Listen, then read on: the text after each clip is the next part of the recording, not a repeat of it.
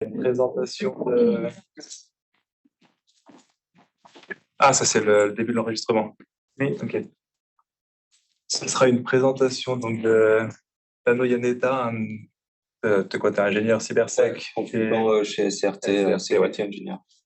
Et du coup surtout les créateurs ou enfin, les créateurs ou ceux qui s'occupent de gérer Insomniac. Ouais, Ouais. Et donc c'était le c'est CTF. le CTF, ok, pas les présentations, la conférence et Aussi tout un ça. peu. Ouais. Je vais parler un peu des deux, mais de ce que j'ai compris, c'était focus un peu sur le Oui, CTF. ouais. Donc, je vais avoir un focus sur le CTF pour Insomniac, et puis après, je vais parler de l'organisation générale de l'événement. Et puis, comme on m'a dit qu'il y avait plusieurs personnes qui n'étaient pas forcément familiarisées avec la cybersécurité, je vais faire une petite introduction à la cybersécurité, un peu historique, un peu fun, j'espère. Et puis, l'attaque. Oui, let's go. Ok. Bon, alors, du coup, moi, c'est Tano Yaneta. Je vais faire une petite présentation de mon profil professionnel un peu plus tard. Et puis, je vais vous faire une petite introduction à la cybersécurité et plus précisément à Insomniac. Alors, ma première question, c'est est-ce qu'il y a des personnes qui sont, je vais m'adresser peut-être à ceux de la salle, mais j'ai pas le retour de Zoom. Ils sont là. Tu fais le retour de Zoom? Tu l'as là. Ok, ils sont là. Je l'ai là. Ouais. Est-ce qu'il y en a qui sont familiers avec la cybersécurité, que c'est déjà un domaine qui leur parle? Une personne, deux personnes? Ok, bon. Personne, ok. Et puis, Insomniac, est-ce que vous avez déjà entendu parler d'Insomniac, déjà participé peut-être, participé et entendu un peu plus? Oui. Donc, cybersécurité, on en viendra. Insomniac, c'est un événement qu'on organise, l'entreprise pour laquelle je travaille qui s'appelle SCRT. C'est des conférences. Ça a commencé par un CTF, donc des compétitions de hacking, qui s'est tourné par la suite en conférences de sécurité. Et puis, je vais en parler un peu plus en détail.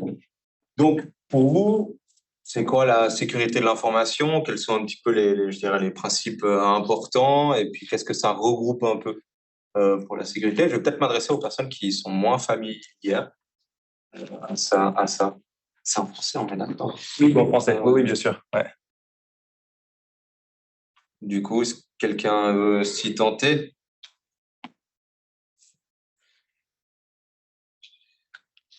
Ok, bon, très bien, pas de souci. Bon, alors on va parler de sécurité informatique. Aujourd'hui, c'est toute entre guillemets, la sécurité, bon, voilà, de tout ce qui a un trait avec l'informatique, l'information même. On va parler ça peut être un site internet, de e-shopping, c'est un peu ce qui nous parle le plus, mais ça va aussi être pour les entreprises. Une entreprise, elle doit sécuriser son réseau informatique. On va parler aussi de social engineering. Je pense que vous êtes familier au terme de phishing, les emails malveillants dont on vous dit souvent, il faut vous veiller. Nous, on va un petit peu travailler avec tous ces aspects-là. Donc, c'est assez général. On va toucher plein de technologies et puis plein d'aspects différents. Et nous, vraiment, on est spécialisé dans la sécurité, c'est-à-dire que par exemple, moi, réinstaller un ordinateur, bon, je sais le faire, mais c'est pas mon cœur de métier. Mon cœur de métier, c'est vraiment l'installation du PC, ok, mais est-ce qu'elle est sécurisée? Donc, on va vraiment parler de ces aspects-là. Donc, je vais parler un petit peu de l'histoire. Je vais utiliser beaucoup le terme hacking aujourd'hui, piratage en français, je l'aime un peu moins. Et la question, c'est un peu quand est-ce que ça a commencé le hacking, justement? Ça a commencé bien en arrière, mais des histoires qui nous parlent un peu, on peut parler des années 60 avec ce qu'on appelle le phreaking. En fait, c'est ce monsieur-là, son nom John Draper, j'espère que je prononce plus ou moins juste, son pseudo Captain Crunch. Pourquoi? Parce qu'en fait, à l'époque, il y avait les téléphones et les cabines téléphoniques, quand on téléphonait, il y avait une certaine sonalité quand on finissait de téléphoner. C'était du 600 Hertz. Et puis, il s'avère qu'il y a un sifflet qui était dans les paquets de céréales, Captain Crunch, qui faisait exactement la même fréquence. Ce qui permettait, en fait, on compose son téléphone, on fait son téléphone, et ensuite, on siffle sur le téléphone avec ce sifflet qui vient des céréales, et puis ça faisait croire à l'opérateur que que le téléphone était fini et que la ligne était libre. Donc après, comme l'appel était toujours en cours, on pouvait continuer à discuter gratuitement. C'est un peu un des premiers événements modernes, je dirais, de hacking un peu digital, ou en tout cas avec de par la téléphonie. Et dans les années 70, il y a ce qu'on appelle la Blue Box, qui est une évolution. En fait, les opérateurs, ils ont compris que ce sifflet, il existait. Ils se sont dit, nous, on va devoir sécuriser un petit peu cette affaire, parce que sinon, tous les gens vont le comprendre, vont réussir à refaire ça et puis téléphoner gratuitement. Nous, ça ne nous va pas, bien sûr, évidemment. Donc, ils ont changé les fréquences. Chaque opérateur avait différentes fréquences suivant des informations qu'ils avaient définies, ou alors ils se disaient, nous, on part toujours en cette fréquence-là et on attend. Et je pense que vous connaissez les noms, Steve Jobs et Steve Wozniak, qui seront plus tard les fondateurs de Apple. Ils ont inventé la Blue Box, qui permettait en fait suivant le code qu'ils entraient sur le panneau digital, de créer une certaine fréquence. Et ça permettait, au bout d'un moment, on retrouve la fréquence de l'opérateur en question, et du coup, on bypass la première protection qu'ils avaient et on retéléphone gratuit. Regarde, on fait beaucoup de choses dans l'hacking pour au final avoir des choses gratuites. Un peu plus tard, et là, on fait un saut en 1983, et puis c'est là où vraiment, on n'est plus vraiment là pour rigoler, on n'est plus là pour téléphoner gratuit. Là, il y aura des impacts beaucoup plus importants avec Kevin Mitnick. Kevin Mitnick, c'est un nom qui parle un petit peu dans le milieu. C'est je ne sais plus exactement son parcours, mais je crois qu'il est ingénieur. Et puis, il était à l'université de Californie du Sud, pardon, et il s'est introduit dans les systèmes ARPANET du Pentagone. Donc, il a accédé à des fichiers classés secret défense. Et c'est un administrateur système qui a découvert cette attaque. Ils ont aussi, le FBI a réussi à remonter jusqu'à Kevin Mitnick, qui a eu 6 mois de détention. Je crois qu'il était assez jeune à l'époque.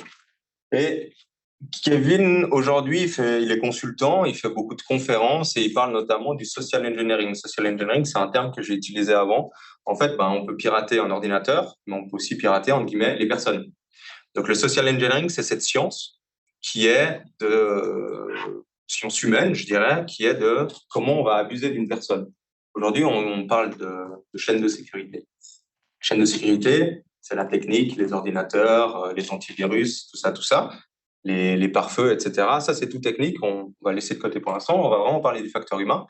Un humain qu'on arrive à convaincre de faire une action malveillante, ça marche tout autant que contourner une défense technique. Donc lui, ça s'adresse un petit peu à ça dans ses conférences et puis dans des livres qu'il a écrits. Et puis voilà, une science qui fait partie de la sécurité aussi. On revient à la technique. Je vais parler des virus, du ver qui s'appelle Melissa, qui date des années 99, de l'année 99. En fait, je pense que vous êtes familier avec Office, Word et les macros. On dit que les macros, ça peut être utilisé de manière malveillante. En fait, ça, c'est un des premiers éléments qu'on voit qui utilisent les macros Word. En fait, c'est un ver, c'est du code informatique qui va scanner les 5 premières adresses du carnet d'adresses de l'utilisateur une fois qu'il a infecté son document Word, et puis il va se renvoyer à ces 50 adresses.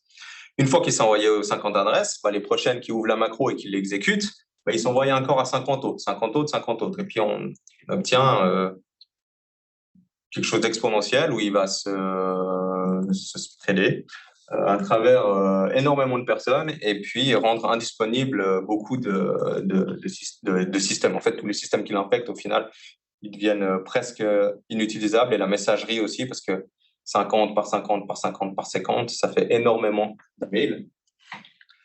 Pendant qu'il s'installait aussi, il allait voler tous les documents du poste qu'il avait infecté. Donc, il renvoyait tout ça à l'attaquant.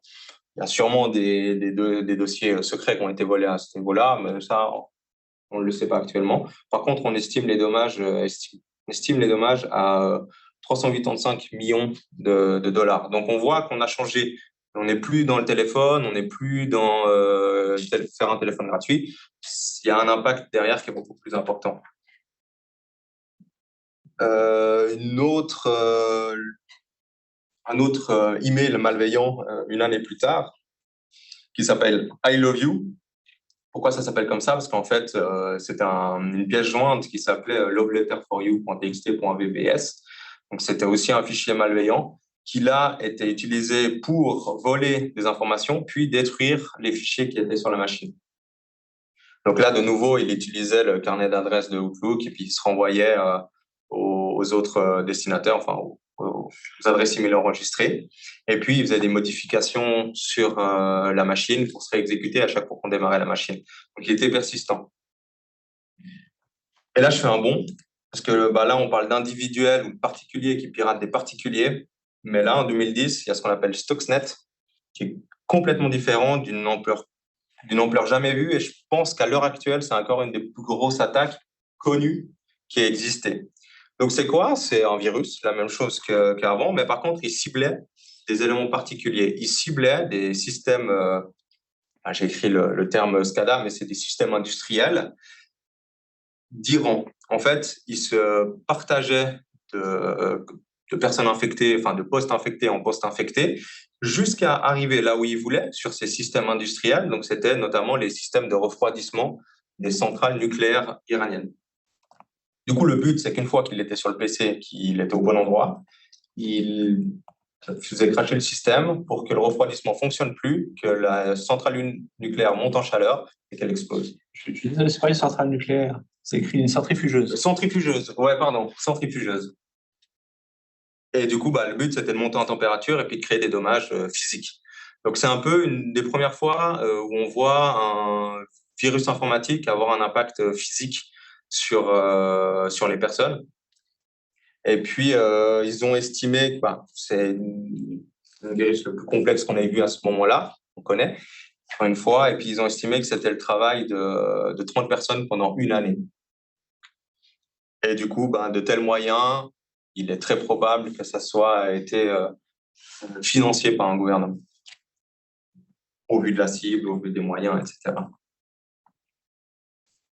Donc voilà un petit peu, ça c'est les grandes histoires, hein, c'est un peu ce qu'on entend de nouveau, enfin ce qu'on entend toujours quand on parle de sécurité informatique, on dit ça m'intéresse, etc. Généralement on vous balance ces histoires, on dit voilà, c'est ce qui s'est fait et puis après bonne chance pour la suite. Moi je vais peut-être un peu revenir à aujourd'hui. Aujourd'hui, je pense que la plupart ont entendu parler de certains hacks ou de certains entre guillemets, piratage. Donc, je pense que vous êtes familier avec le terme de jailbreak.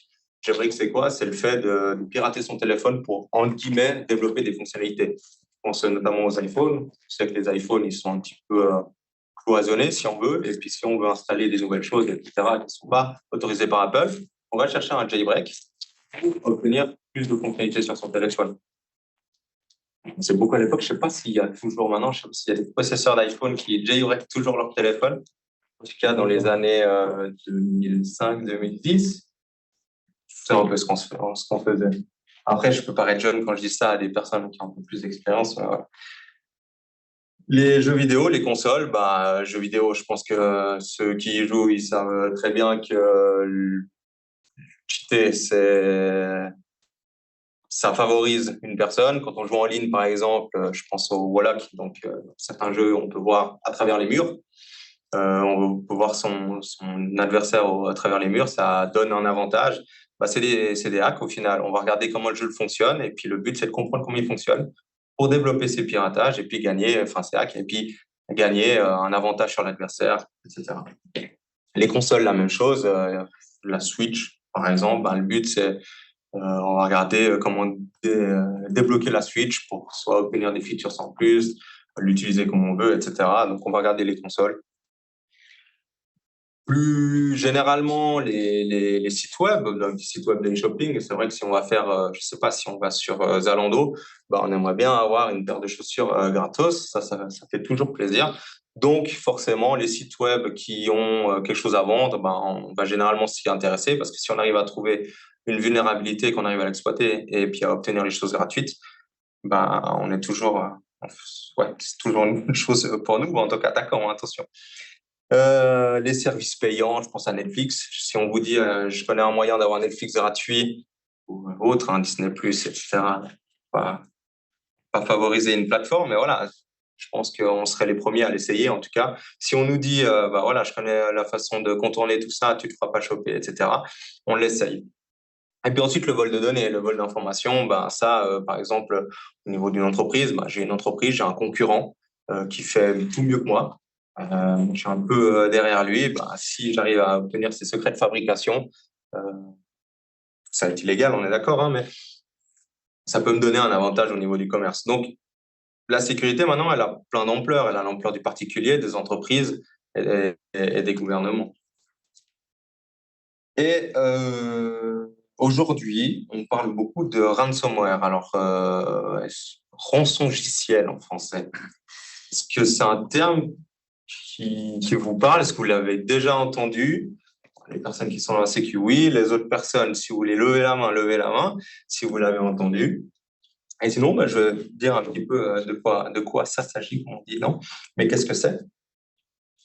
En gros, aujourd'hui, le but, c'est d'attaquer les entreprises pour gagner de l'argent.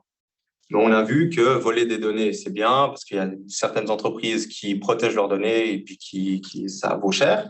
Donc, on va faire comme du kidnapping. On va voler quelque chose et on va exiger une rançon pour restituer la chose en question. Là, c'est un petit peu le schéma, c'est le schéma un peu barbare. Mais en gros, on envoie un email malveillant, on peut toujours dire que l'email, il faut se méfier parce que c'est un premier vecteur d'infection, pardon. C'est vrai. Et ça continue comme ça. Le but, c'est d'infecter un premier poste. Si on infecte un ordinateur qui est au sein de l'entreprise, le but, c'est de se propager au sein du réseau, d'infecter des machines, etc. Pendant qu'on essaye tout ça, alors il y a des éléments techniques on va essayer de contourner l'antivirus, on va essayer d'exploiter des vulnérabilités au sein du réseau de l'entreprise pour se propager. On va identifier des données sensibles de l'entreprise. J'ai pas forcément, il y a plein d'exemples, mais les hôpitaux, c'est un cas particulier. Mais si j'infecte un hôpital, les données médicales des personnes, ça, je peux le revendre. Aux assurances, par exemple, n'importe quoi. Aujourd'hui, on va pas parler forcément du marché, de ce que les gens peuvent racheter. Ou alors, c'est secret d'entreprise, secret de fabrication, tout ça, je vais pouvoir le vendre et peut-être le vendre à plus intéressé. Ou alors, l'entreprise ne veut pas que ça soit publié. Par exemple, il y a des données secrètes qu'on veut garder secrètes, on veut pas que ça se retrouve public sur Internet. Ça, on va vouloir potentiellement payer l'attaquant qui s'est introduit dans le système pour éviter ces publications. Ça, c'est la première rançon. Après, les attaquants, ils ont compris quelque chose. Ils ont compris que si on paye et qu'on publie pas, le commerce, entre guillemets, est fini. Donc, comment est-ce qu'on peut tirer encore plus d'argent, parce que c'est difficile de s'introduire dans une entreprise. Donc, il faut rentabiliser les fois où on le fait. Donc, qu'est-ce qu'ils font? Ils détruisent, ils rendent indisponibles les ordinateurs, les serveurs de cette entreprise, ce qu'on va appeler crypté, chiffré, en termes un peu plus techniques, je dirais. Le but, c'est de rendre indisponibles les machines. Comme ça, une fois, vous payez pour les informations que vous ne voulez pas voir divulguées, et une deuxième fois, vous payez pour qu'on vous rende vos systèmes de nouveau utilisables. Ce genre d'attaque, j'en parle pourquoi aujourd'hui? Parce que c'est extrêmement répandu. Il y a beaucoup d'entreprises qui reçoivent ce genre d'attaque, qui sont victimes ou alors qui ont la chance et se sont préparés et qui les évitent. Mais c'est aujourd'hui, c'est les formes d'attaque les plus répandues de ransomware. Ensuite, voilà un petit peu, entre guillemets, les pirates qui font, ou en tout cas, le paysage actuel de la sécurité informatique, vu des pirates. Maintenant, vu des professionnels et les personnes qui vont essayer d'améliorer la chose, parce qu'on ne va pas laisser les pirates faire n'importe quoi, parce qu'ils veulent, c'est pas le Far West. Il y a différents jobs qui existent. Donc, pour le premier, Chief Security Officer, donc ça, c'est une personne responsable de la sécurité au sein d'une entreprise. Après, il y a différents termes, Security Operation Engineer, un ingénieur en sécurité qui est au sein d'une entreprise, des consultants externes qui viennent apporter une expertise sur un sujet particulier. Et après, j'ai mis en couleur Pentester et Bug Hunter. Ça, c'est des métiers particuliers où en fait, le but du Pentester, c'est d'agir comme un pirate. C'est-à-dire que on est mandaté pour pirater une entreprise. Et ensuite, suite à ce piratage, on leur dit, ben, moi, j'ai fait ça, j'ai fait comme ça, comme ça, comme ça. Il faut corriger ces différentes choses pour ne plus être vulnérable à ces attaques. Donc, au final, c'est un pirate, mais qui fait les choses avant que les pirates malveillants le fassent. Bug Hunter, c'est un peu différent. Lui, il n'est pas mandaté par une entreprise, mais des entreprises proposent, je vais dire au monde, mais proposent aux différents pirates sur différentes plateformes qu'ils les piratent. Et s'ils arrivent à exploiter des vulnérabilités, avoir un impact sur l'entreprise, voler des informations, compromettre un système, suivant la vulnérabilité qu'ils ont trouvée, plus elle est critique, plus ils sont payés. C'est un peu le chasseur de tête des temps modernes. On va plus chasser des gens, mais des vulnérabilités. Profil offensif. En dessous, en bleu, on va parler de profil plus défensif. Donc là, un Security Operation Center Analyst. Donc ça, c'est un analyste qui va défendre une entreprise. Son but, c'est de sécuriser l'entreprise et puis de voir ce qui se passe sur son réseau. Le but, c'est que s'il y a une attaque, il le voit et il l'empêche. Incidence responder, bah ça, c'est comme le SOC analyst, mais c'est trop tard. L'incident a eu lieu et son travail, ça sera de comprendre ce qui s'est passé. Pourquoi est-ce qu'on a été piraté? Qu'est-ce qui a été volé et comment faire mieux la prochaine fois? J'ai mis en rouge et en bleu parce qu'on va parler de Red Team et de Blue Team. Je ne sais pas d'où ça vient, peut-être un peu des jeux vidéo, etc. Red pour attaquer et puis Blue pour défendre. Un peu au capture le flag dans certains jeux vidéo. On peut voir cette analyse. Rugby. Ouais. Et du coup, bah, je me présente enfin, en tout cas professionnellement parlant. Moi, je suis ingénieur sécurité dans l'équipe de Pentest de SCRT depuis avril 2021. Et puis avant ça, j'étais dans une autre entreprise, toujours en Pentest. Et du coup, je suis ingénieur en sécurité depuis 2018. Donc moi, j'ai vraiment un profil offensif. Donc, le rouge qu'on a vu là. Les mandats qui me sont affectés, c'est vraiment de pirater une entreprise de différents moyens, soit attaquer un site internet, attaquer une application mobile, faire des emails de phishing pour m'introduire au sein d'une entreprise. Voilà, vraiment un profil attaquant. J'ai étudié la sécurité de l'information à la HUGVD à Yverdon-les-Bains. CTF Player, joueur de CTF, ça on le verra après. On va participer ensemble à un petit CTF. C'est une compétition d'hacking et je vais vous parler un peu plus tard. Et puis, je suis dans le comité d'organisation d'Insomniac. Insomniac, on vient après. Le petnest, c'est quoi? En fait, je vais prendre l'avance sur mes slides, mais c'est ça. C'est qu'on va vraiment en profil offensif sur ces différents aspects. Réseau interne, réseau externe. Donc, des fois, voilà, l'entreprise, elle considère que ses postes sont peut-être déjà infectés. Un attaquant qui est connecté au réseau interne, qu'est-ce qu'il peut faire? Internal network. External, ça c'est quand on attaque depuis Internet.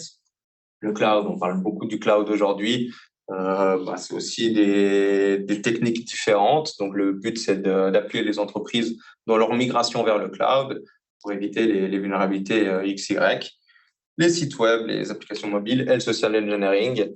Par exemple, une fois, j'ai eu un mandat où le but, c'était de m'introduire dans une entreprise suisse. J'avais plusieurs tâches, mais la première, c'était de m'introduire physiquement dans le complexe. Et c'était pas si simple que ça, puisqu'il y a une porte, il n'y avait qu'une seule porte. Une porte d'entrée, tout le reste était fermé. Et puis, il fallait passer devant le secrétariat. Ça paraît rien comme ça, mais quand on sait qu'on n'a rien à faire là, et puis je m'estime quelqu'un de plutôt honnête, j'ai de la peine à aller vers les gens et puis de leur mentir, de rôner, je vais faire ça, ça et ça. Mais voilà, c'est comme ça. Donc, le but, c'était d'avoir un espèce de petit scénario. Je me suis fait passer pour un employé d'un prestataire externe. Donc, avant ça, j'ai dû un peu fouiller sur cette entreprise avec qui elle travaillait. Ce qui m'aurait bien aidé, c'était de trouver une vraie raison d'être là. Je ne sais pas, l'entreprise, elle a eu un bug informatique 3 jours avant. C'est peut-être publié dans les journaux parce que ils auraient été indisponibles. Et j'aurais dit, je vais réparer la panne d'il y a 3 jours, machin, etc. J'avais pas ça, j'ai préparé un autre scénario. Et puis, une fois qu'on est dans les bâtiments, le but, c'est les gens qui nous accompagnent, c'est de les lâcher. Donc, on doit trouver des excuses, on va un peu s'inventer. Et puis, c'est assez proche du rôle d'acteur, c'est assez rigolo à faire, mais assez stressant aussi. Et le but, c'est d'obtenir un accès informatique sur cette entreprise. Donc, au final, je vais me diriger vers des PC qui sont pas loqués, qui sont pas verrouillés, et puis de me planter une clé USB qui me permet de les infecter, etc. Il y a une fois où c'était une entreprise un peu plus grande et j'avais pas vraiment de scénario. Alors je me suis fait passer pour un pompier, sapeur-pompier, qui venait contrôler les alarmes incendie. Je dis ouais, votre entreprise elle est assez vieille, enfin les bâtiments sont assez vieux. Je viens contrôler que les alarmes incendie elles sont bien fonctionnelles. Donc j'avais un copain qui était sapeur-pompier, j'ai pu lui emprunter sa tenue. Mais voilà, c'est un petit peu les La technique de l'échelle. Je sais pas si vous avez déjà lu les trucs, mais du moment qu'on a une échelle, on peut rentrer n'importe où. Et il y a plein de vidéos YouTube où les gars, ils sont deux avec les échelles, puis ils rentrent dans les... Oui, parce que en fait, c'est ça, c'est que dans le social engineering, on va abuser des gens, en tout cas de leur confiance et de leur bienveillance. Parce que les gens, par défaut, généralement, ils sont assez bienveillants, ils sont sympas. Ils voient quelqu'un qui est un petit peu en difficulté, il porte une échelle, c'est un bon exemple, ils vont l'aider, ils vont lui tenir la porte. Donc tout ça, c'est des comportements humains qu'on va essayer d'abuser. Aussi la cigarette. La cigarette, c'est un bon moyen de rentrer dans un bâtiment. Je suis pas fumeur, mais avec la cigarette électrique, je m'en sors. J'attends devant une porte, je fume. Après, des fois, on doit fumer un peu longtemps, que quelqu'un sorte fumer une cigarette. Espérons qu'il y a des fumeurs dans l'entreprise. Je fume ma cigarette, je discute un peu avec lui. Quand il rentre, je fais en sorte qu'il utilise son badge et je le suis. Et puis, red teaming, en fait, on va prendre tous ces éléments-là, social engineering, donc les intrusions physiques, les éléments techniques, attaquer depuis Internet, etc. On va prendre tout ça et en fait, notre mandat, c'est voyez si vous pouvez nous pirater et qu'est-ce que vous pouvez faire. Donc, généralement, on est cloisonné, entre guillemets, à des différents périmètres. Quand je suis en interne, je suis là pour faire l'interne, donc je suis là pour voir les vulnérabilités internes. Quand je suis en red team, je fais tout ce que je veux. Mon but, c'est de m'introduire dans l'entreprise et mon but, c'est d'avoir le plus d'impact possible. C'est un peu là, c'est là où nous, c'est les missions qu'on aime bien, puisqu'on se met vraiment dans la peau d'un attaquant réel. Et puis, c'est des missions un peu plus longues où on va vraiment chercher des vulnérabilités intéressantes, prendre le temps, connaître la cible, etc. Et maintenant, Insomniac. Insomniac, c'est des conférences de sécurité. Le but, c'est quoi? C'est de tous un peu les aspects que j'ai parlé avant. Le but, c'est d'échanger dessus. Le but, c'est que des ingénieurs en sécurité des entreprises, nos entreprises clientes aussi, elles puissent venir, elles puissent suivre des conférences sur des sujets de pointe de la technologie, se tenir informés de ce qui se fait actuellement et puis d'échanger, de créer une communauté. La communauté de la sécurité informatique, c'est une communauté petite et assez soudée. Donc, généralement, on connaît beaucoup d'ingénieurs, les personnes de la sécurité informatique en Suisse romande, on les connaît, on a déjà discuté avec, et puis ça permet de monter en compétences tous ensemble. Justement, la sécurité, c'est pas évident. Il y a beaucoup d'aspects, il y a beaucoup de choses différentes, il y a beaucoup d'évolutions. On va parler de recherche et développement. Il y a des nouvelles techniques de piratage. Tous les jours, on entend parler de nouvelles vulnérabilités, etc. Le but d'Insomniac, c'est de s'introduire un peu là-dedans, c'est de montrer qu'est-ce qui se fait à la pointe du hacking actuellement. Les toutes nouvelles techniques. Il y a, je crois, un mois en arrière, il y a une entreprise française qui a piraté une Tesla. Et le but, c'était, si on arrivait à pirater la Tesla, on repartait avec la Tesla, et deux, il y avait une récompense pour avoir démontré le hack de la Tesla. Alors, je ne sais plus techniquement ce qu'ils ont fait, mais en tout cas, ça vaut la peine de repartir en Tesla. Donc ça, c'est d'autres conférences, c'est d'autres contextes. Et puis, Insomniac se passe au Sustec Convention Center, je crois que j'ai le bon nom, à Lausanne. Ça ressemble à ça. Là, je vais parler que du CTF. Donc, le CTF, c'est quoi? C'est une compétition de hacking. Et le but, c'est comme un jeu. Faut un peu voir ça comme un jeu vidéo. Le but, c'est différentes équipes s'affrontent pour gagner des points. Les points, c'est quoi? C'est des applications qu'on veut vulnérables. Et le but, c'est de trouver quelle est la vulnérabilité, l'exploiter de la bonne manière. Comme ça, on obtient des points pour son équipe. Et puis, on monte sur, on voit au fond, là, le scoreboard, au fond. Pourquoi ça existe? En fait, ça existe parce que la sécurité, c'est un domaine qui évolue très vite et c'est une demande de compétences techniques assez importante. Là, on va vraiment parler technique. Et le but de ces compétitions, c'est de progresser, c'est de développer des nouveaux skills, de nouvelles compétences. Voilà. Donc, le CTF Capture the Flag. Pourquoi Capture the Flag? Parce qu'en fait, le but, c'est de pirater un site qui est vulnérable exprès. Et puis, c'est de voler ce qu'on appelle un flag. C'est cette petite chaîne de caractères. Et puis, une fois qu'on la lance une fois qu'on l'a en notre possession, on le rentre dans le scoreboard et ça nous fait gagner des points. Donc, on va chercher un flag. Le but, il est à but de formation, d'exercice et aussi de reward, de récompense. Parce qu'aujourd'hui, le circuit du CTF, c'est quelque chose qui a pris une grande ampleur. On l'a vu dans les images à Insomniac. Nous, on a réuni 500 personnes pour une dizaine d'heures. Donc, c'est des événements assez importants. Et du coup, il y a quelques équipes, pas qui vivent de ça, mais qui gagnent un peu de sous avec ça. Et le but, c'est de développer ces compétences. Les styles de CTF, j'en ai un peu parlé. On a des applications qui sont vulnérables, on va les pirater pour gagner un flag. Mais il y a un autre style de CTF qui moi, j'aime particulièrement bien, qui s'appelle l'attaque-défense. C'est plus interactif. En fait, on est au sein d'un même réseau entre différentes équipes. On a tous le même serveur, si on veut, avec les mêmes vulnérabilités. Et le but, c'est d'hacker celui des autres et de protéger le nôtre.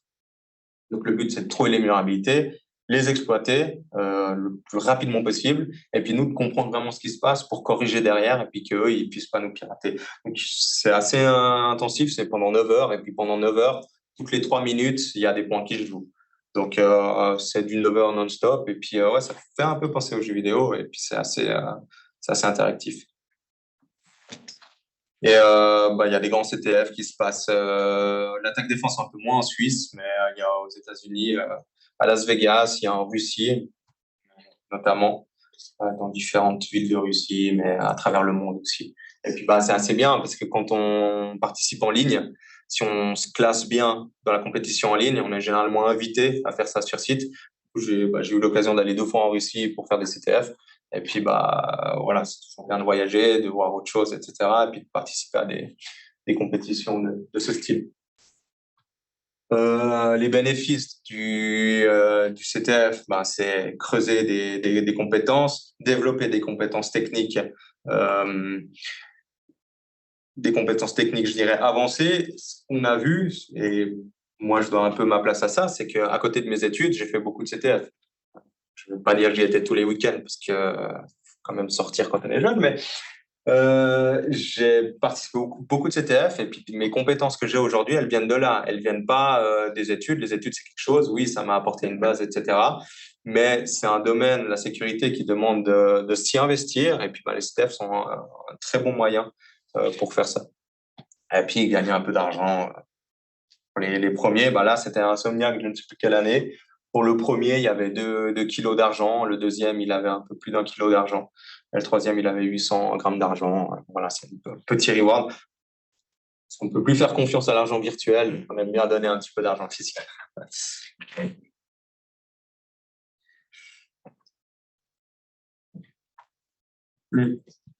Du coup, les catégories de ces CTF, donc j'ai dit avant que ça demande plusieurs compétences, comme le hacking. Il y a plusieurs types de hacking. Il y a le hacking de mobile, il y a le hacking de site web, il y a le hacking de physique des gens, etc. Comme on l'a vu. En CTF, c'est un peu pareil. Il y a différentes compétences. Il y a ce qu'on appelle le reverse engineering. Le reverse, c'est quoi? On va avoir une application et le but, c'est de comprendre comment elle fonctionne. Par exemple, ça s'utilise beaucoup dans les jeux vidéo. Par exemple, un jeu vidéo CSGO, qui est un FPS, un jeu de tir. Le but, c'est de comprendre comment il fonctionne pour développer, comme je l'ai dit avant, des hacks pour avoir un avantage sur ses adversaires. Le reverse, ça se traduit un peu pour ça. Ou alors, On a de nouveau une entreprise concurrente. Et ils ont un produit. Le but, c'est de reverse engineer ce produit. En français, c'est rétro-ingénierie.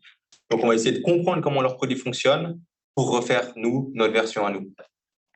Pwnable, donc ça, c'est du Pwn. Le but, c'est de trouver des vulnérabilités dans des programmes et les exploiter. Crypto, pour cryptographie, ben, on va avoir des challenges où c'est des maths. Et le but, ben, on a la cryptographie, on a un message chiffré. Et notre but, c'est de le décoder et de comprendre quelles sont les maths utilisées derrière pour déchiffrer ce message et puis obtenir le message en clair. Donc, qu'est-ce qui a été réellement utilisé. Un bon exemple de cryptographie, c'est Enigma. Je ne sais pas si vous êtes familier avec ça.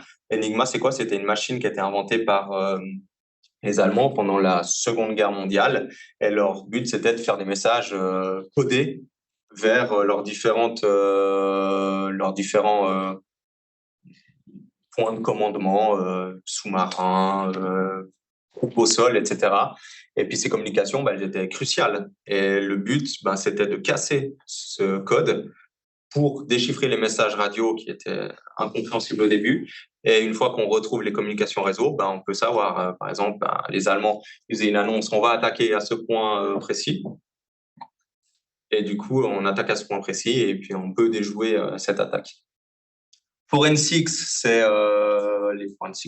l'analyse post-mortem, si on veut, de ce qui s'est passé. Donc, on va simuler une attaque et puis le but du participant au CTF, c'est de comprendre ce qui s'est passé au niveau réseau, au niveau de la machine, etc. Le web, on a une application web. Le but, c'est de pirater le site internet. C'est un peu tout, c'est un peu fun, puisque c'est, voilà, on va envoyer un message un peu codé en emoji. Ça s'inscrit pas forcément dans la crypto parce que c'est pas des Macs impliqués si on veut. Et le but, c'est de dire, j'ai ces emojis, ça sera quoi le message derrière? Des choses comme ça, on peut inventer plein de choses. Mobile, les applications mobiles, iOS, Android, on va avoir des applications qu'on veut vulnérables. Le but, c'est que les participants ils trouvent les vulnérabilités dans ces applications. Network, tout ce qui est réseau, hardware, tout ce qui est physique. Par exemple, on a un device, je sais pas, une montre connectée, et le but, c'est de pirater cette montre connectée, par exemple. Voilà. Je les ai tous passés, donc à quoi ça ressemble un peu. Ça, on peut passer. Et maintenant, Insomniac. Bon, alors Insomniac, je vais parler pour l'instant que du CTF. Je reviendrai un peu plus sur l'événement après. Donc, on va organiser ces compétitions de hacking. On a réuni 500 personnes. C'était quoi? C'était en fin de mois de mars pour cette édition. Et puis, comment ça se passe? Comment on organise un événement comme ça? La compétition, elle se passe pendant 10 heures. C'est des équipes de 8 personnes. Donc, c'est-à-dire qu'il faut occuper, on va dire, grosso modo, pendant 8 heures et une personne, si on veut. Enfin, une personne. Donc, c'est comme une gestion de projet des plus standards. Hein. On a des ressources humaines, environ 20 personnes qui développent les challenges. Et puis, 5 personnes qui sont du comité, donc qui font partie de l'organisation générale. Puis, le but, c'est on fait quoi avec ces 20 personnes, quelles sont les consignes, etc. Donc, j'ai mis une image. Moi, c'est l'image que je vois le plus pendant Insomniac. C'est mon planeur ou un Trello, si on veut. Et puis, je dis, voilà, j'ai des communications Twitter à faire. Donc, je sais que le 15 avril, je dois envoyer un tweet pour rappeler aux gens qu'il y a un Insomniac qui va arriver. Je dois communiquer en interne. Je dois dire, voilà, vous avez la deadline pour faire cette application, etc. à ce moment-là, etc. Donc, c'est plein de tâches qu'on va mettre les unes après les autres. Et puis, au moment T, donc au début de CTF, que tous les challenges soient disponibles et que les personnes peuvent s'inscrire sur la plateforme et peuvent participer au CTF. Le développement se passe sur Git. Je crois que vous êtes tous en informatique, on est d'accord. Hein. Git, je ne sais pas si vous êtes déjà familier avec ça, mais c'est là, je vais appeler ça une plateforme en gros qui permet d'avoir un suivi du développement et puis de garder les différentes modifications qu'on a faites. Donc voilà, le but c'est on dev nos challenges, le développement, on le guide comme ça, on y a accès quand on veut et puis on avance petit à petit. Et le suivi des projets, il n'y a pas de secret, c'est une feuille Excel. On dit, moi, Tano, je fais un challenge de reverse engineering qui fera ça, ça et ça. J'en suis à 20% de mon avancée. Et puis, on tient une liste des challenges. Qu'est-ce qu'on se pose comme question quand on fait un challenge? Bah, c'est quoi la catégorie qu'on va adresser? Bah, ça, c'est assez vite répondu parce que chacun a un peu ses familiarités. Il y en a beaucoup qui travaillent beaucoup dans du web, donc qui vont faire des challenges web. Il y en a beaucoup qui font du reverse, donc qui vont faire des challenges plus de rétro-ingénierie, etc. Et le but, ben, on fait pas un challenge pour faire un challenge. Généralement, on essaie d'apporter quelque chose. C'est-à-dire que le participant qui fait notre challenge, on aimerait qu'il apprenne quelque chose. Donc, ça sera quoi? Ça sera une nouvelle technique. Ça sera un fun fact sur une technologie particulière ou n'importe quoi. Donc, on va essayer de le guider dans un chemin très particulier pour qu'il apprenne les choses qu'on a envie. Qu'est-ce qu'on utilise comme technologie? Bah voilà, est-ce qu'on développe, est-ce qu'on fait une application en PHP? Est-ce qu'on fait une application en Go? Est-ce que c'est du Rust ou n'importe quoi? Quelle technologie on utilise? Est-ce qu'on utilise des technologies déjà vulnérables et puis qu'on les hoste tout simplement? Et puis, bah, combien de temps ça me prévoit, combien de temps je prévois pour développer tout ça? J'ai une petite slide de statistique, on verra que ça prend beaucoup de temps. Ensuite, le déploiement, bah voilà, ce qu'il faut pas oublier, c'est que c'est des applications qui sont vulnérables par définition, et on va quand même les hoster sur Internet. Donc le but, c'est que la personne puisse pirater le chemin qu'on attend, mais puisse pas derrière infecter nos machines. Donc pour ça, on va utiliser du Docker. Je sais pas si vous avez déjà eu l'occasion de travailler avec des Docker. C'est comme des machines virtuelles, mais le but, c'est que ça soit un peu plus léger et puis qu'on puisse faire tourner juste l'application, juste ce dont on a besoin, et puis bah, le participant au CTF, il va pouvoir faire son challenge et après, il peut plus faire grand-chose. Donc, c'est assez rigolo parce qu'en même temps, on dit à quelqu'un, bah, pirate notre application, mais pas trop, parce qu'on veut pas que tu nous hackes derrière. Ça, c'est une chose qui se voit, hein. Par exemple, bah, dans le scoreboard, dans le calcul des points, si les participants trouvent une vulnérabilité, généralement, ils vont dire, bah, écoute, j'ai trouvé une vulnérabilité, je peux finir premier. Pour pas que ça arrive, tu me donnes un peu de points et puis je te montre la vulnérabilité. Donc, c'est déjà arrivé que vous ayez des participants, même pas forcément par malveillance, mais qui cassent un challenge parce qu'ils ont trouvé une autre faille qui n'était pas. alors, dans un challenge, ouais, la partie la plus compliquée, c'est de se dire que la manière qu'on a prévue, c'est la seule manière. Ça, c'est le plus dur parce que elle est forcément vulnérable. Donc, il y a peut-être des chemins particuliers. Donc, ouais, ça arrive que, mais rendre indisponible un service, c'est pas très grave. On leur démarre, machin et tout ça, on essaie de comprendre. Ça, c'est pas très grave. Ce qui est plus impactant, c'est le scoreboard, le tableau des scores, parce que, bah, là, s'ils gagnent des points tout seuls, ben, nous, on a passé beaucoup d'heures à développer des challenges pour qu'ils piratent ces challenges. Si c'est autre chose qui est piraté, ben, ça devient un peu moins dur. Du coup, c'est cloisonné comment entre les épreuves? Enfin, c'est cloisonné entre les épreuves ou pas forcément? Ouais, non, alors on essaie justement de cloisonner parce que justement, si une personne qui pirate une application web qui obtient du code dessus, il faut pas qu'il puisse obtenir les flags des autres, euh, des autres challenges. Donc, on va isoler par VM. Ok. Un chal égale une VM. Et dans ces VM, on a les différents conteneurs qui font tourner l'application. Donc, ce qu'on essaye, après, effectivement, c'est que le gars, il a une exécution de code dans le conteneur, mais ça s'arrête là. Après, s'il a une escape de conteneur, une escape de VM, bah, tant mieux pour lui, mais qu'il aille la vendre parce que là, il gagnera un peu plus d'argent. Mais c'est l'idée. Et après, bah, il y a du monitoring. C'est qu'on va vouloir que nos challenges, bah, on voit un peu ce qui se passe pour si quelqu'un tente quelque chose qui n'est pas prévu ou qui a été interdit par les règles, bah, on puisse le shooter. La question, bah, est-ce qu'on fait des serveurs nous on-prem? Est-ce qu'on vient déplacer tous nos serveurs au System Convention Center, sachant que ça demande un petit peu de matériel et puis moi j'ai un dos fragile, ou est-ce qu'on passe dans le cloud et puis qu'on hoste nos services sur des services cloud? Étonnamment, les providers, ils aiment pas trop qu'on héberge des solutions vulnérables sur leurs services. Donc, de nouveau, il va falloir un petit peu bidouiller pour hoster une application vulnérable sur Internet sans que le cloud, je sais pas, Infomaniac, Amazon, Google, etc., nous disent on va shut down ton application parce qu'elle n'est pas légitime. Donc, c'est toujours des petites questions qu'on va devoir se poser. Et puis, bah, il y a des surprises, hein, chaque année, il y a des surprises. Quelque chose qu'on n'a pas prévu. Et puis, bah, ça, c'est le CTF. Donc, je crois que j'ai 2-3 slides de photos. Donc, ça, c'est les participants pendant 10 heures. Alors, ils ne sont pas pendant 10 heures sur leur table, en tout cas, j'espère pas pour eux. Et on voit au fond corkboard, on le verra peut-être après. Donc, voilà, l'ambiance, elle est fun. Hein. L'ambiance, c'est pas des ingés qui se parlent pas. Le but, c'est... Enfin, il y en a qui se parlent pas. Mais moi, je suis plutôt allé dans une ambiance un petit peu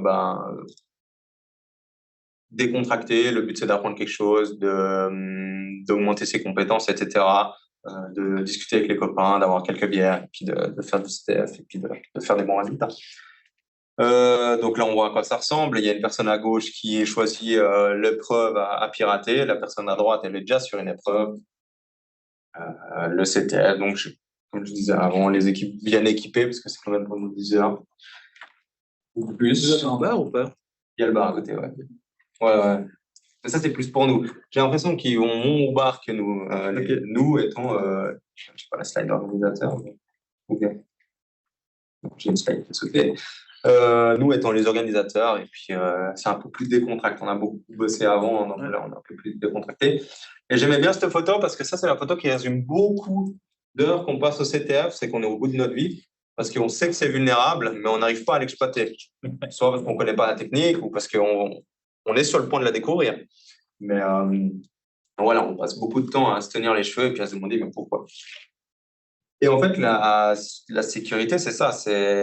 On a une application, on a quelque chose, et on se dit, mais comment c'est fait? Comment ça marche? La question qui anime tous les ingénieurs en sécurité, c'est comment ça marche? Et pourquoi? Pourquoi c'est fait comme ça?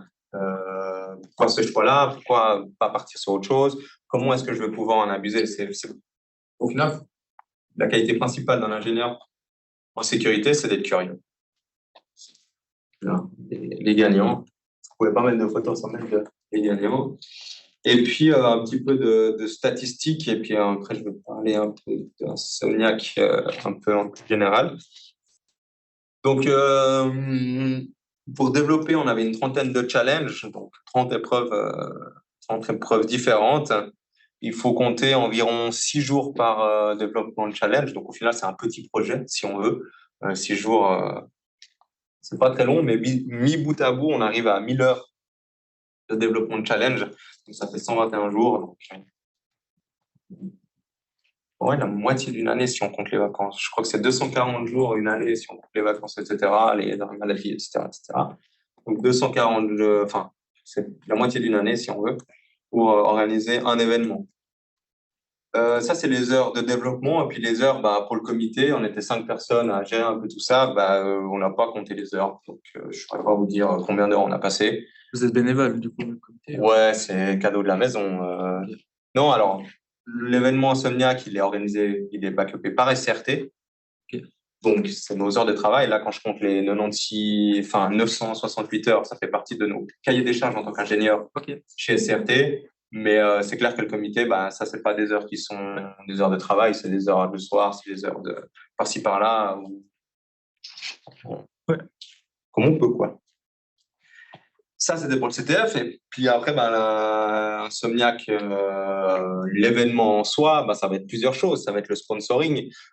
Oui, parce que l'événement, il n'est pas gratuit forcément. Donc, on va communiquer avec les entreprises de sécurité de la région ou ailleurs en leur proposant d'être sponsor, de participer à l'événement.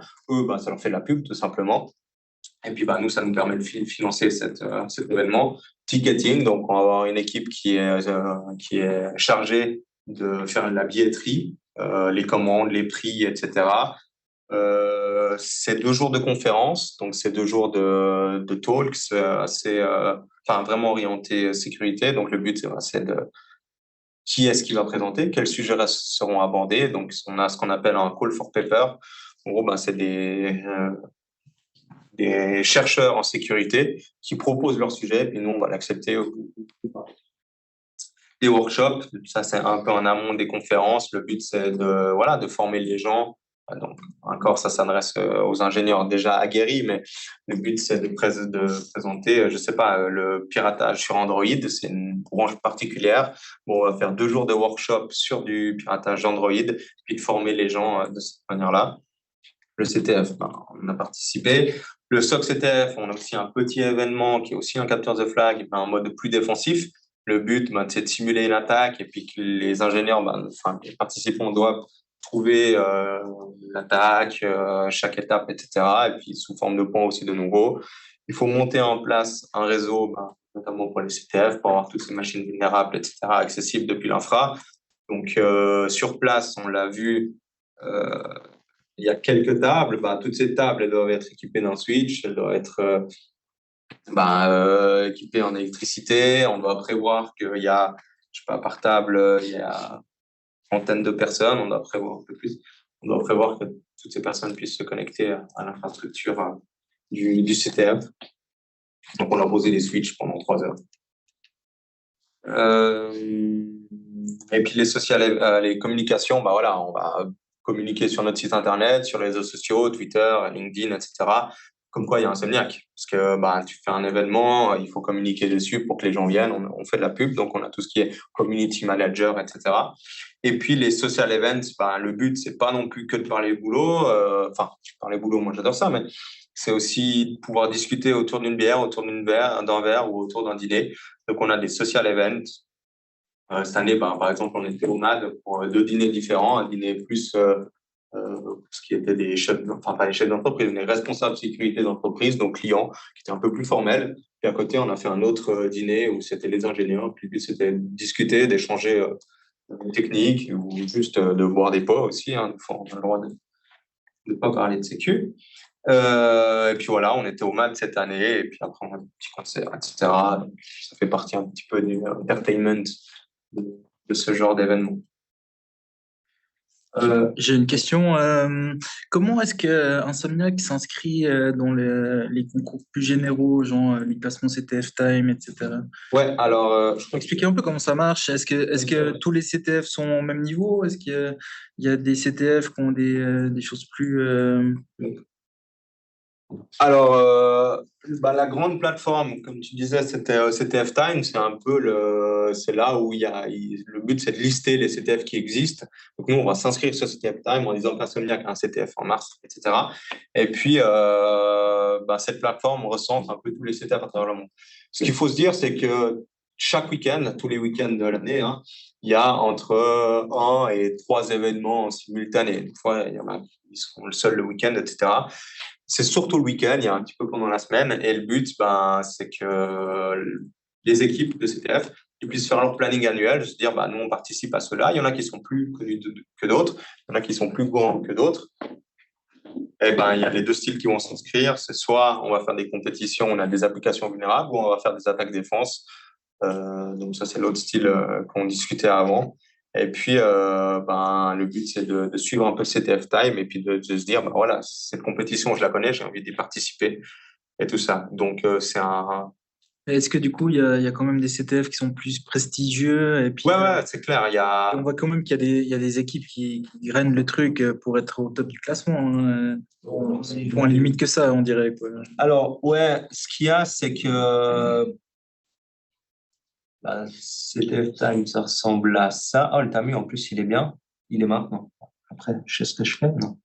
Hop, là, on a le petit planning. Donc, c'est pas indiqué. Enfin, il y a un système de scoring, mais il vaut rien du tout parce que c'est les gens qui scorent s'ils ont envie. Donc, voilà. Le poids, tu dis, là, quand Ouais, le poids, exactement. Le scoring doit être, ouais, là, le poids, exactement. Généralement, plus il est élevé, plus les gens l'ont bien voté.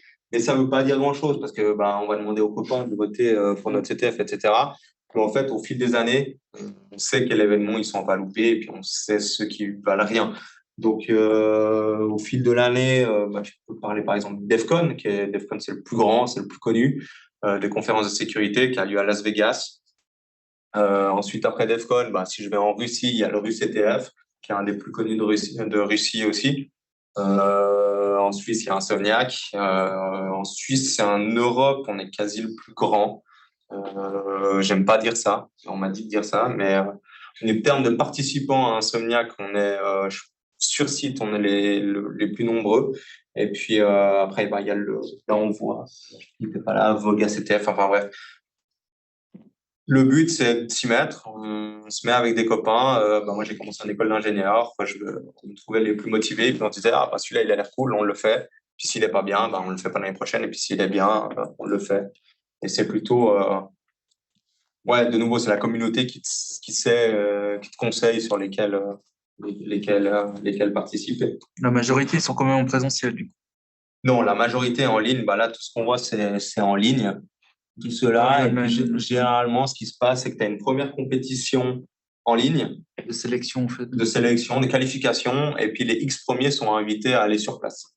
Okay. Insomniac, nous, on a un système hybride où on invite les 6 premiers. Donc, on fait un premier CTF en ligne au mois de janvier. Et puis, on invite les 6 premiers. Mais par contre, le CTF sur place est gratuit pour tout le monde. Ouais, okay. Donc, les autres, on leur paye l'avion, l'hôtel, etc. Et puis, les conférences. Donc, ils vivent pas de ça, mais en tout cas, ça leur permet de se déplacer et venir au CTF comme ça.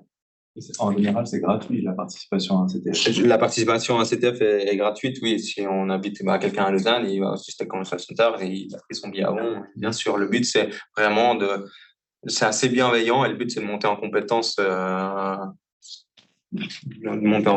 grâce à ce CTF. Après, il y a un petit business qui se fait sur les CTF. En gros, il y a pas mal d'étudiants d'université, donc ça se fait moins en Suisse. Ça se fait beaucoup en Russie, où la personne fait quelques années de CTF justement pour se former. Il est financé par l'université. Il va pas à l'uni, mais il est financé par l'université. L'université, elle tient des financements qui sont un petit peu plus annexes, on va dire, généralement fondés par l'État. Par exemple, la Russie, il faut beaucoup. Il y a beaucoup d'étudiants à l'université qui sont pas étudiants, mais qui sont financés par FSB maintenant. Puis le but, c'est de former les ingénieurs en sécurité, puis qu'après, ils vont travailler pour les services secrets. Donc, il y a un petit business comme ça, mais voilà, ça se fait beaucoup en Russie. Aux États-Unis, je sais moins. Et l'équipe, c'est combien de personnes en général? En ligne, c'est illimité parce que c'est impossible de contrôler. Et sur place, nous, à Insomniac, on limite 8 personnes. Et après, ça peut être plus de personnes. Par exemple, au RUCTF, on était 7, ça compte 7. Et minimum? Il y en a qui font des... Ouais, il y en a qui vont tout seuls. Mais bon, ça, c'est particulier parce que le but d'aller sur un CTF on site, c'est quand même d'aller avec ses connaissances et puis de passer un bon moment. Donc, ça se voit moins, les gens, les groupes de 1. Mais on en voit, ouais.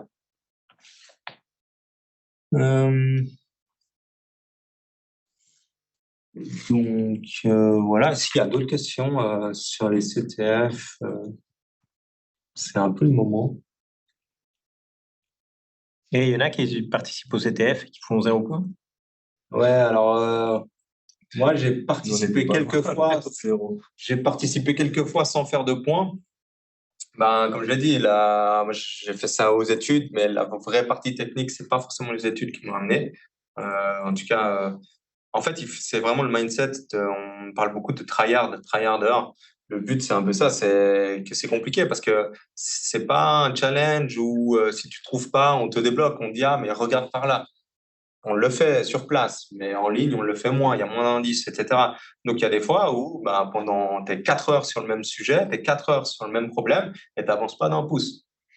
Ça, il faut redoubler d'efforts. Donc, moi, ça m'est arrivé. Les premiers CTF que j'ai fait, j'allais 0 points, merci, au revoir, bonne nuit. Le deuxième, le week-end suivant, 0 points, au revoir, merci. Et puis au troisième, tu te dis, non, quoi.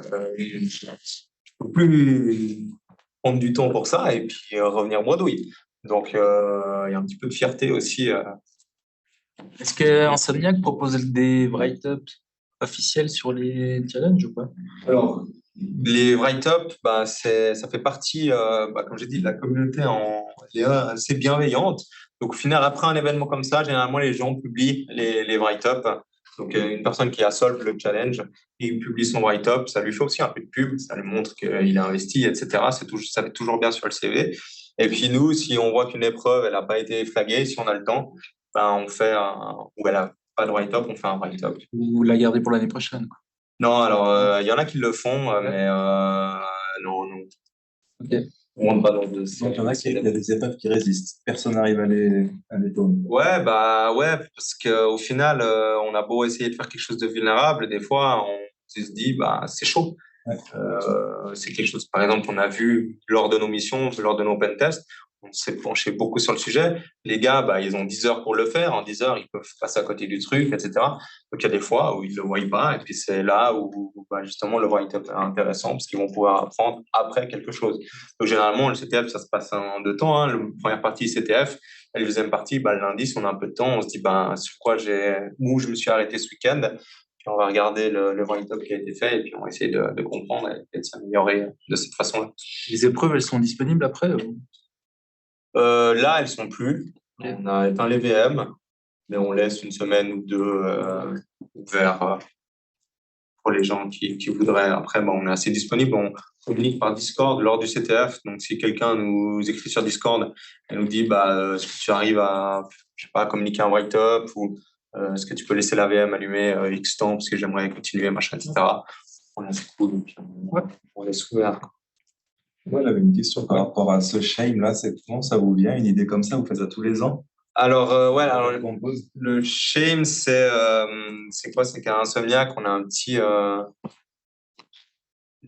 kit d'initiation. On a un welcome chal qui est généralement un chal le plus facile possible, juste pour montrer que l'équipe s'est connectée et puis c'est au moins connecté sur le scoreboard. Si t'as pas celui-là, mec, t'es tout seul, c'est dur. Et puis nous, on s'est dit, c'est une bonne occasion d'un peu rappeler aux gens qu'il faut pas faire n'importe quoi sur la machine. Donc, c'est un système de sensibilisation.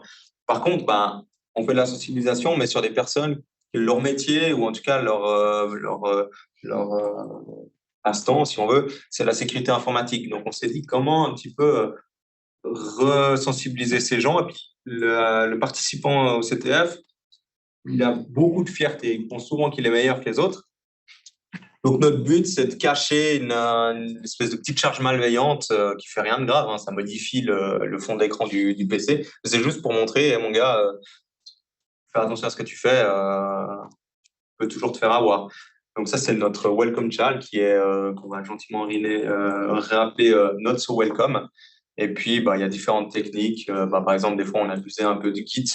Par exemple, ceux qui sont familiers, quand tu fais un Git commit, tu peux avoir des hooks sur ta config Git. Et puis, le but, c'est que quand la personne fait son Git commit, ça exécute une commande. Donc, si tu clones ton repo, tu fais ce git commit, on pense que ça fait rien parce que ça met juste tes fichiers à jour pour être coché après. En fait, non, tu as une exécution de code derrière. Donc ça, c'est des petites filouteries, je vais appeler, qu'on essaye de trouver au fil des années. Par exemple, Docker, on parlait avant, pour ceux qui sont familiers.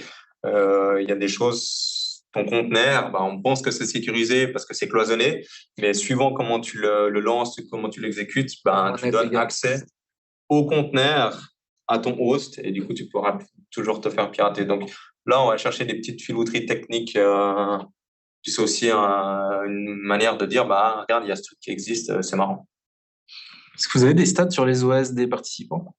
Non. Non, on n'a pas de stats concrets, mais je vais te dire 80% du Linux Mac et puis 20% du Windows. Du Windows, ok. Oui, il y a quand même des gens qui sont sur Windows parce que, au final, chaque OS, c'est une toolbox. Oui, qu'on utilise en Linux, en Windows, on s'en fiche, c'est aux volontés de chacun. C'est juste que par idéologie, Linux est un peu plus simple d'utilisation pour tout ce qui est outils. Et ceux qui ont des certifs type OSCP, ils ont des gros avantages et tout ça? Ou c'est plus facile parce qu'ils ont vu ça dans leur cours ou je sais pas? Non, parce que le CTF, on va vraiment chercher en particulier. Le OSCP, c'est des certifications qui sont un peu plus générales. Donc, l'idée, c'est la même, mais l'épreuve de CTF, elle est vraiment ciblée sur un sujet particulier. Donc, généralement, non. En tout cas, moi, depuis que j'ai mon OSCP, je flag pas moins, je flag pas plus. Donc.